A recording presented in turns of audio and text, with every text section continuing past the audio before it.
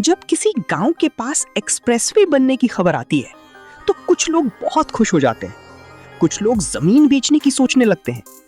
लेकिन क्या सच में सिर्फ एक एक्सप्रेसवे किसी गांव की किस्मत बदल सकता है, या फिर ये सिर्फ लोगों की उम्मीद है? नमस्कार दोस्तों, मैं हूं अभिरुद्र और आज समझते हैं कि एक्सप्रेसवे बनने के बाद आसपास के गांव की जिंदगी आखिर बदलती कैसे है। सबसे पहले, एक्सप्रेसवे गांव को अमीर नहीं बनाता। एक्सप्रेसवे सिर्फ एक मौका देता है। फायदा तब होता है जब उस मौके का सही इस्तेमाल हो। अब मान लो पहले किसी फैक्ट्री तक पहुंचने में 3 घंटे लगते थे। एक्सप्रेसवे बनने के बाद वही सफर 1.5 घंटे का हो गया। तो नई फैक्ट्री लगाने की संभावना बढ़ जाती है। वेयर हाउस बन सकते हैं, ट्रांसपोर्ट कंपनीज आ सकती हैं और धीरे धीरे रोजगार भी बढ़ सकता है। लेकिन सबसे पहले जो चीज बदलती है वो है जमीन की कीमत। जिस खेत की पहले ज्यादा मांग नहीं थी, अगर उसके पास इंटरचेंज बन जाए तो वही जमीन अचानक कई गुना महंगी हो सकती है। इसीलिए कई बार एक्सप्रेसवे की खबर आते ही लोग जमीन खरीदना शुरू कर देते हैं।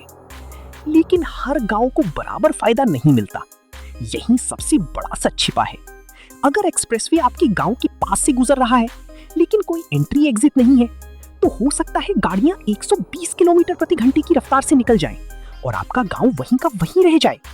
यानी एक्सप्रेसवे पास होना और एक्सप्रेसवे से जुड़ना दोनों अलग बातें हैं। एक और बदलाव आता है। छोटी छोटी दुकानें, petrol pump, hotels, dhaba, repair shop, godown, इनकी संख्या धीरे धीरे बढ़ने लगती है, क्योंकि जहां ट्रैफिक आता है वहीं बिजनेस भी आता है। लेकिन हर कहानी अच्छी नहीं होती। कई किसानों की जमीन चली जाती है। कुछ गांव 2 हिस्सों में बंट जाते हैं।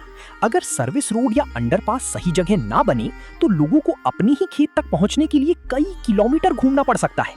यानी विकास के साथ नई चुनौतियां भी आती हैं। इसलिए आज सिर्फ एक्सप्रेसवे बनाना काफी नहीं है।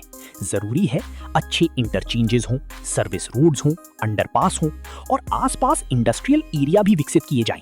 तभी गांव को असली फायदा मिलेगा।